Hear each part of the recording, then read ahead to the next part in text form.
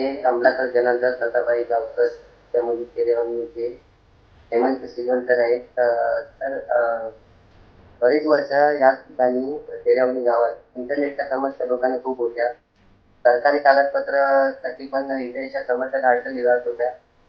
त्या प्रतिक्रिया तर आमच्या शिवनेरी शिक्षण संस्था संचलित काही कमलाकर तथा भाई जावकर विद्या मंदिर तिरवेंगाणे त्या विद्यालयाला मुळातच गावात नेटवर्क समस्या असल्यामुळे आम्हाला शासकीय कामकाजात किंवा दप्तरी कार्यालयीन कामकाजात बऱ्याच अडचणी येत होत्या. तर आमच्या 2012-13च्या जी इयत्ता 10वीची जी बॅच होती त्या बॅचने पुढाकार घेऊन किंवा आर्थिक सहकार्य करून आम्ही अजित मोबाईल सेंटर दापोली, अजित मोगरे प्रोप्रायटर यांच्याकडून जिओ फायबरचं कनेक्शन बसवलं आणि त्यानंतर आम्हाला अतिशय उत्तम असं नेटवर्क या ठिकाणी उपलब्ध झालं. आम्ही बरेचसे जे काही कार्यालयीन कामकाज आहे ते सुरळीतपणे पार पाडू शकतोय. अनेक वेगवेगळ्या प्रकारची GR, वेगवेगळ्या प्रकारची माहिती आम्हाला शाळेत बसूनच त्याची पूर्तता करता येते.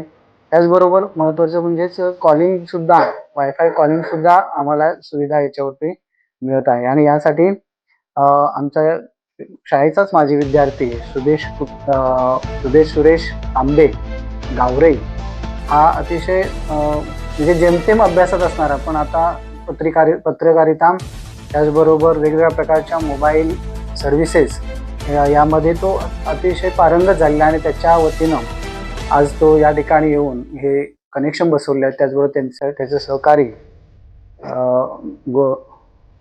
मोगरे हेही या ठिकाणी आले आणि आम्हाला चांगली सुविधा उपलब्ध करून दिली, चांगली सेवा दिली.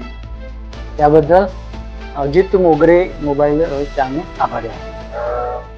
किती वर्ष झाली तुम्ही समस्या अडचणीचा सामना करता? 2001 सालापासून आम्हाला पूर्णतः इंटरनेटपासून आम्ही पूर्णतः वंचित होतो.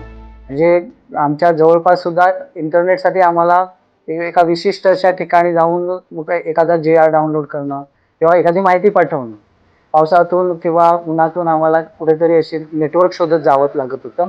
पण आम्हाला ही सुविधा आता आमच्या 2012-13च्या बॅचने आमच्या वर्गात बसून किंवा कार्यालयात बसून ही सगळी ऑनलाईनची कामं आम्ही करू शकतो.